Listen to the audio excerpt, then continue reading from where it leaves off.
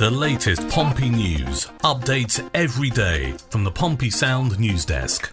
John Messina on the tackle that put two Pompey players out of the game and possibly out of the schedules for some weeks. I thought it was really poor. You've got two Portsmouth players travelling at pace towards each other, and it's a small push, but it's a small push with massive consequences. There's no other explanation for that other than he's trying to injure our players, and he did so successfully, so well done on that. We've ended up with one player in hospital and the other really struggling. I knew at the time it was a really poor challenge, there was no need for it. He's not good at all. He's in a spot of bother, Messina said. He then added a few words about Will Still. I just kept getting peppered in my left ear all game. I try and concentrate on my own side, and I clearly badger the fourth official a lot, and sometimes the referees, but I don't do it to the opposition bench. I certainly don't think the two managers of these football clubs should be mates. There should be a bit of feisty competition. Yes, still in the job come the second of the two derbies at Fratton Park. If he's still in the job, because there's a suspicion that he might not last, and there's even a suspicion, and quite frankly, we're happy to fuel it, that his players want to get rid of him. So if he's still, however, if he's still in the job, it will be really interesting to see how those two enmesh down in the technical areas at Fratton Park. John Messina is absolutely right when he says he constantly badgers the fourth official. He really does. And I have it on good authority that what he explains, if anybody asks him about that, it's not about the last decision. It's about the next decision.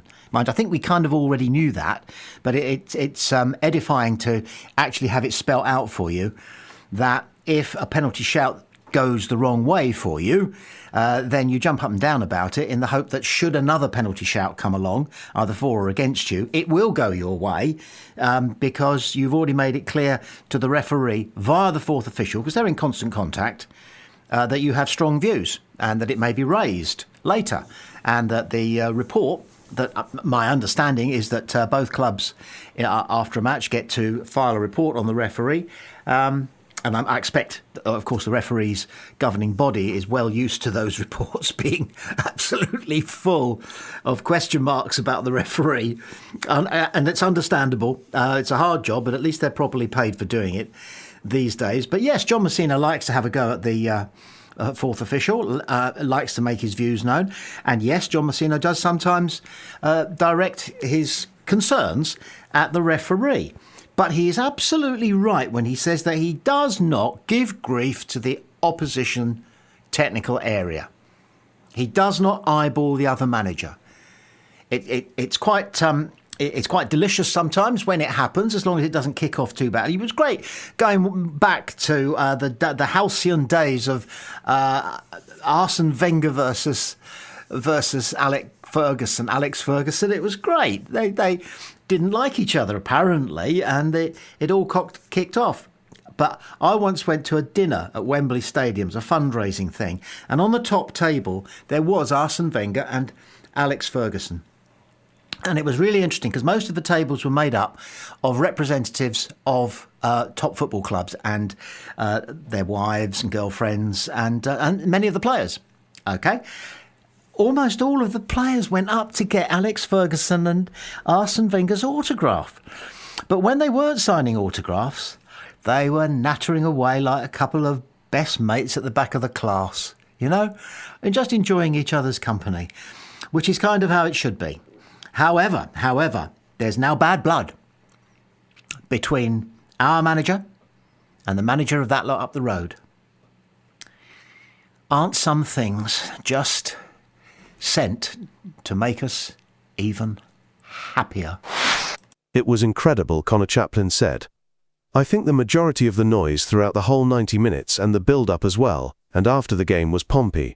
So it definitely helped us on the pitch. It didn't feel like an away game in terms of noise and the atmosphere. I thought they were absolutely incredible and made us feel at home straight away. He continued, with that backing, I think you can do real good things together. What Chaplin was getting at is pretty clear, that Portsmouth fans had essentially turned St Mary's into Fratton Park for 90 minutes. The former Barnsley man revealed he turned down interest from other clubs because, if I were to go anywhere it had to be here. I didn't have the same feeling or excitement at playing for anyone else. I want to contribute on and off the pitch while I'm here," Chaplin concluded. What we can only guesstimate at is the exact value of having several players in your side connected, at least by squad. Marlon Pack didn't get into the game, but he was there, and he was a powerful, brooding presence, wasn't he, on the bench. What we can't put a price on is how valuable it is having players who once sat in the stands or stood on the terraces and supported Pompey, singing their heads off and cheering their heads off and letting the other fans know exactly what they think of them. We can't put a price on how valuable that was in its contribution to the fact that we pretty much, I'm going to say we, because we all felt as though we were part of it on Sunday, we outclassed them in so many ways, not just in fight and commitment and toil and effort. I mean, even Segacic, who Adrian had an off day for him, but he did not stop chasing it down, did he? The Duracell bunny. Everybody was up for it, as though they knew and understood, and perhaps, almost lulled themselves into imagining what would have been like to have been a young person in the stands, watching Pompey against that lot up the road when you were little, imagining how much it meant to you then, imagining what it means to so many people now. But yeah, the fans played an enormous part in an excellent performance as well. The players who were playing for the club of their childhoods played out of their skin. It infected the rest of the team, as did the crowd. Now, to be fair, the Southampton crowd was pretty poor. They were weak. They sounded weak. They sounded tentative. They sounded scared. And the players played much the same way. And one wonders why. I mean, sometimes they were passing the ball to us from inside their own defensive third of the pitch. It almost looked deliberate.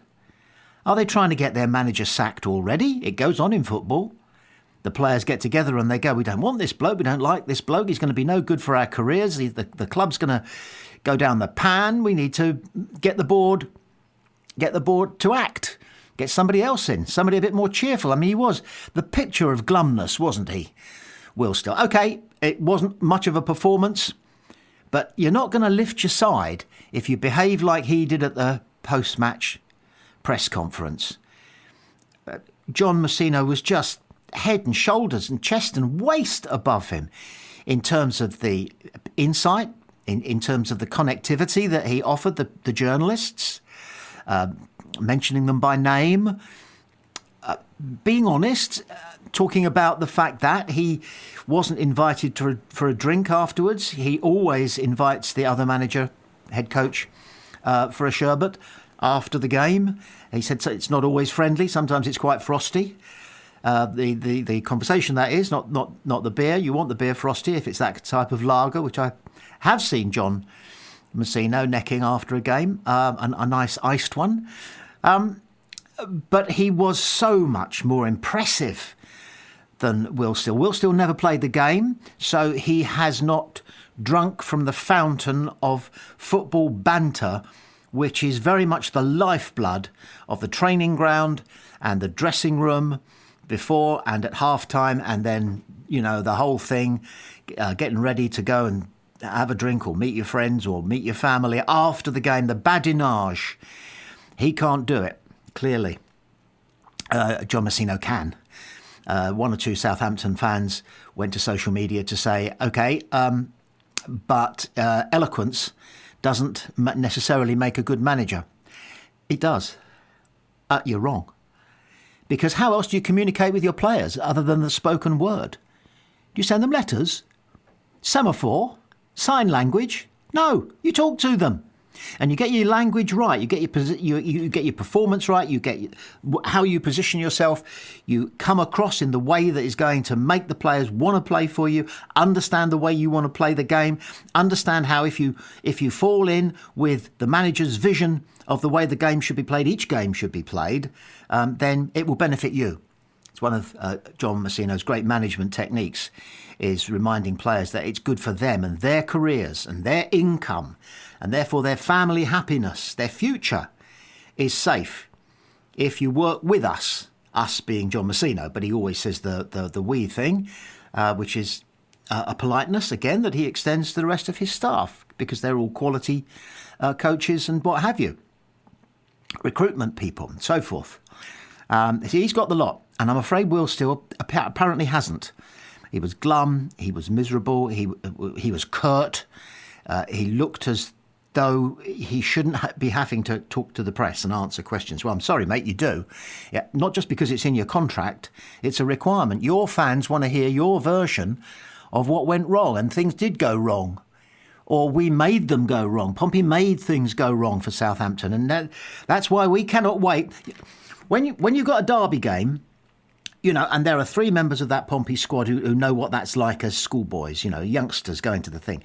When you've got that derby, because you're in the same league as your derby team, okay, you have 2 cup finals per year.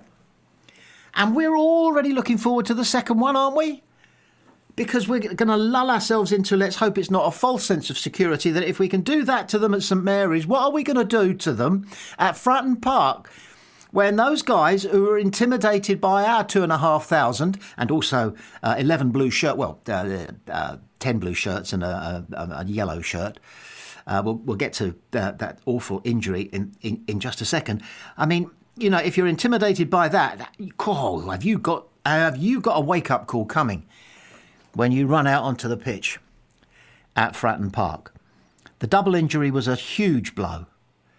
I mean, as John Messino said afterwards, it was only a little push, but it had huge consequences.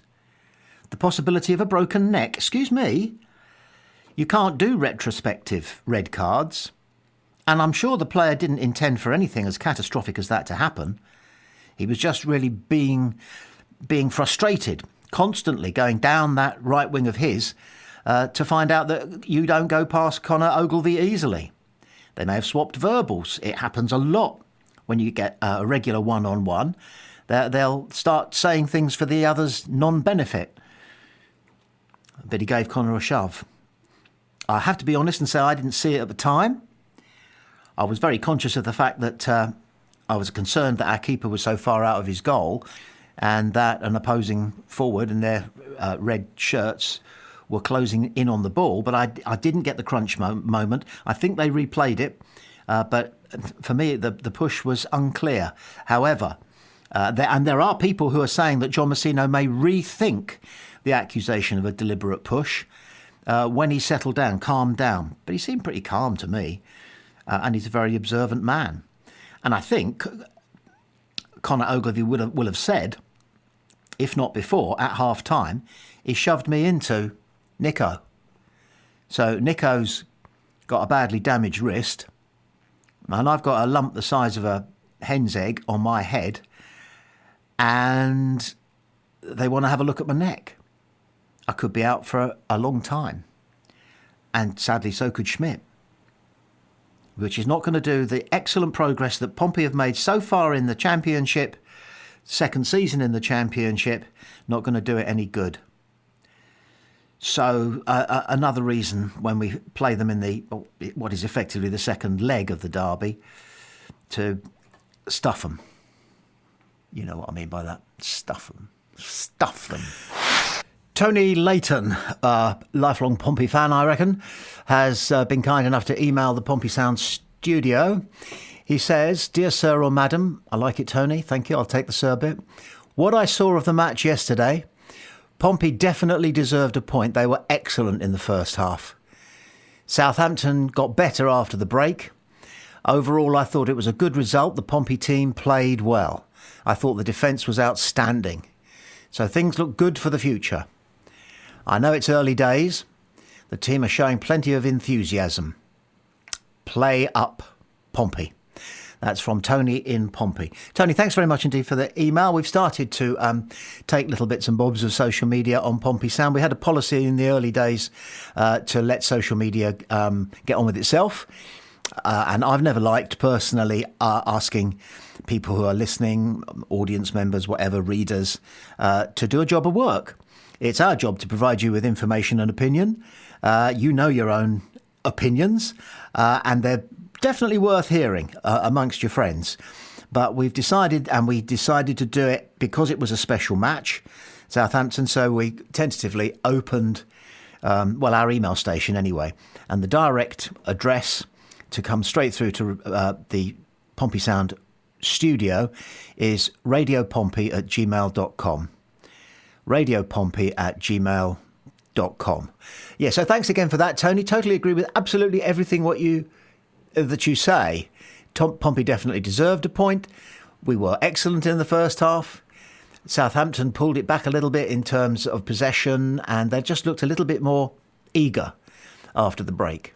He said, overall, a good result. The Pompey team played well, and the defence was outstanding. You're absolutely right there. It's just a shame that of our 5 out-and-out defenders, counting the goalkeeper, we lost 2 before half-time. Of course, our substitutes were outstanding, so it didn't matter in that respect. But it means that we may be without 2 of our first 5 defenders, out-and-out defenders, for perhaps some time. Let's hope not. Let's not even tempt fate by wondering whether they could be out for months rather than weeks. I think we may not get word on that until the Wednesday press conference. So until then, it's fingers crossed. But once again, Tony, thank you for your email.